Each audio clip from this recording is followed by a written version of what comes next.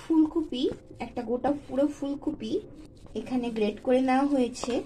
তারপরে আলু সিদ্ধ করে নিয়েছিলাম। আলু সিদ্ধটা করে নেওয়ার পর এখানে আলুটাও মতে দেওয়া হচ্ছে এটা। তারপরে ভালো করে ফুলকপি আর আলু ম্যাশ করার পরে দুটো একসাথে দিয়ে দিব বেসন, পরিমাণ মতো বেসন দিয়ে দিব। আপনাদের যতটুকু লাগবে সেটুকু পরিমাণ আপনারা দিয়ে দিবেন। দিয়ে দিব এখানে ধনিয়া গুঁড়ো, দিয়ে দিব এখন আমরা পরিমাণ মতো জিরা গুঁড়ো, দিয়ে দিব পরিমাণ মতো হলুদ গুঁড়ো। এখানে কাঁচা লঙ্কা কুচি করে রেখেছিলাম, দিয়ে দিব কাঁচা লঙ্কা কুচি। এখানে আদা দিয়ে দিব পরিমাণ মতো। আমরা কিন্তু এখানে পরিমাণ মতো আদা এবং দিয়ে দিলাম নুন এবং কাঁচামরিচ এখানে কুচি করে রেখেছি এবং টমেটো কুচি করে রেখেছি। সবকিছু একসাথে মিশিয়ে নিব। যেগুলো আমরা উপাদান দিয়েছি সেগুলো কিন্তু মিশাবো, আর এগুলো সাইডে যদি আপনার প্রয়োজন হয় দিয়ে দিবেন। আমরা প্রয়োজন মতো দিয়ে দিব। এখানে কিভাবে সবটা বানাচ্ছি সম্পূর্ণটা আমরা দেখাবো। ফুলকপির মুঠা আজকে এখানে বানানো হবে। সম্পূর্ণ প্রসেসিংটা দেখবেন প্রথম থেকে শেষ পর্যন্ত, তাহলে বুঝতে পারবেন। দিয়ে দিলাম ধনিয়া পাতা।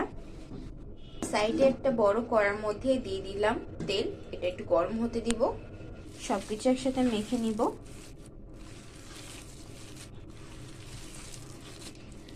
এটা সম্পূর্ণ কিন্তু নিরামিষ, কোনো প্রকার আমিষ জাতীয় এখানে কিছু ব্যবহার করা হয়নি।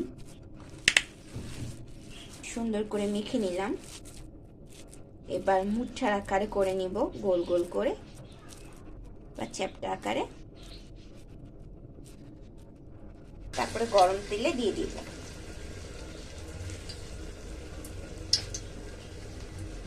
সেম পদ্ধতিতে আবার দিয়ে দিব।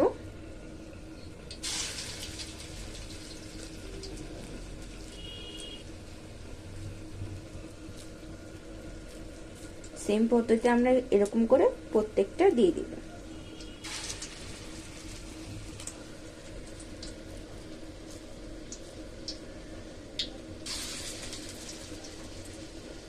খুবই কিন্তু সুন্দর করে এভাবে আপনারা মুঠা তৈরি করতে পারেন। আমাদের দেখানো প্রসেসিং সব কয়টা ফলো করে সুন্দর হবে মুঠাগুলো, এবং খেতেও কিন্তু অসাধারণ হবে। একটাবার বাড়িতে এভাবে বানিয়ে দেখুন। আমরা এখানে সম্পূর্ণ নিরামিষ পদ্ধতিতে করছি।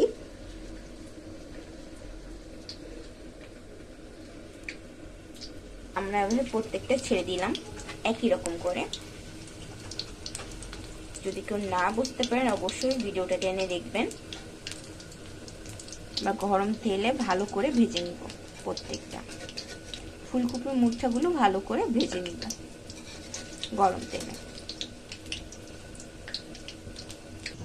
অনেক কিন্তু ভালো মুচমুচে হয়েছে, দেখুন বন্ধুরা। এই দেখুন সুন্দর কিন্তু মুচমুচে হয়েছে। এবং এইটা আপনারা এই পর্যায়ে আপনারা কিন্তু নাস্তার সাথেও খেতে পারবেন। খুবই সুন্দর কিন্তু ভাজাগুলো হয়েছে। আর আমরা শুধু ফুলকপির ফুলগুলো নিয়েছি, ডাটাগুলো নিইনি। আপনারা এগুলো দিয়েও অন্য একটা রেসিপি তৈরি করতে পারেন। আমরা শুধু ফুলগুলো নিয়ে নিয়েছি।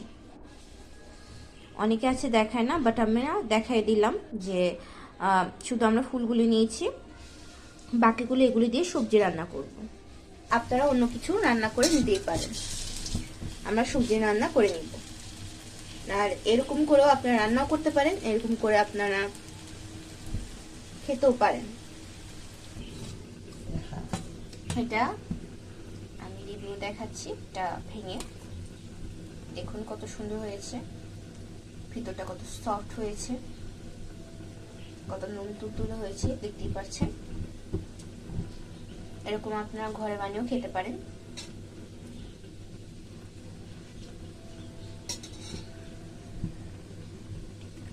সো আমি একটা খেয়ে দেখালাম, ভীষণই ইয়ামি হয়েছে।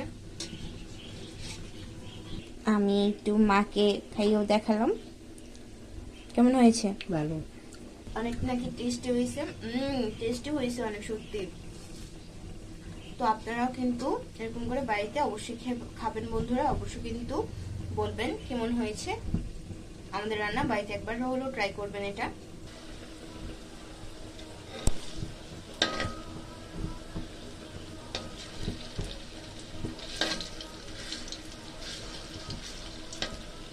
আমরা কিন্তু এরকম একটা ফুলকপি নিয়ে এরকম করে ছোট ছোট আকারে কেটে, ছোট আকারে কেটে কিন্তু ভালো করে ধুয়ে নেবেন, দেন ভালো করে গ্রেট করে নেবেন। এটা গ্রেটারের সাহায্যে ভালো করে এভাবে গ্রেট করে নেবেন। এই দেখুন আমাদের কিন্তু সুন্দর করে গ্রেট করা হয়ে গিয়েছে। এবং বলেছি আমরা শুধুমাত্রই ফুলটুকু নিয়েছি, আর এগুলো শক্ত অংশগুলো আমরা নিইনি। দেখতেই পাচ্ছেন কিভাবে আমরা গ্রেট করেছি। ঠিক সেম ভাবে এরকম করে আমরা প্রত্যেকটা গ্রেট করে দিব সুন্দর করে, যেন সব কয়টা ফুল আমরা সুন্দর করে নিয়ে নিতে পারি। এরকম করে গ্রেট করব। এভাবে মুহিটা করে ভালো করে ঠাসা তেলে, গরম তেলে সুন্দর করে এরকম করে প্রত্যেকটা লাল লাল করে মুচমুচ করে ভেজে নিব। ভেজে নিয়েছি। একটু সামান্য তেল দিয়ে দিলাম। তেলে দেব জিরা, দুটো শুকনো মরিচ, দুটো তেজপাতা, দুটো এলাচ, দুটো লবঙ্গ, একটা দারচিনি।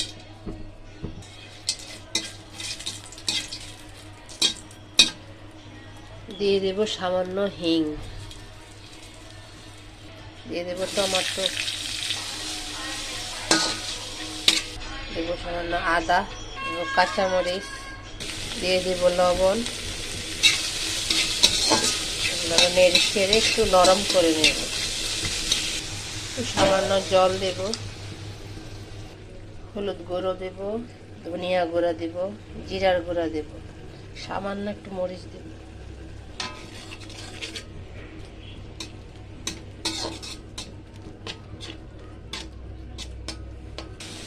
মশলাগুলো কষানো হয়ে গেছে, তেল ছেড়ে নিচ্ছে।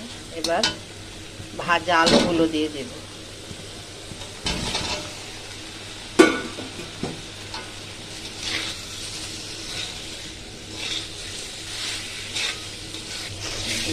কষানো হয়ে গেছে, এবার জল দিয়ে দেব।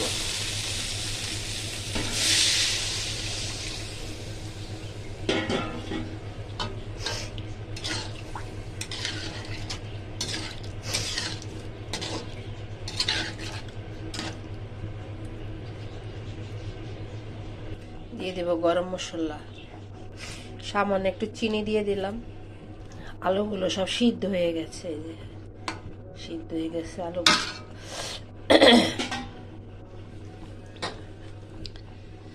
এবার মুঠাগুলো দিয়ে দেব।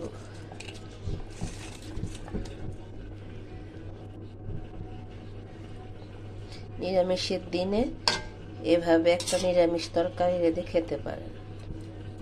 এটা সম্পূর্ণ নিরামিষ। আমার নিরামিষ তরকারিটা হয়ে গেছে। এবার একটু উপর দিয়ে ধনিয়া পাতা দিয়ে দেব।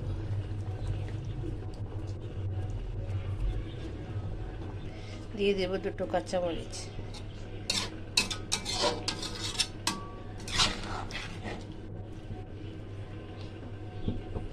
আর কিছুক্ষণ রেখে নামিয়ে নেব। এই যে মুঠা দিয়ে আলু তরকারি, নিরামিষই, সম্পূর্ণ নিরামিষ তরকারিটা রান্না শেষ হলো। যে নামিয়ে নিলাম, শেষ রান্নাটা। এভাবে একবার রান্না করে খেয়ে দেখবেন, খুব ভালো লাগে নিরামিষের দিনে।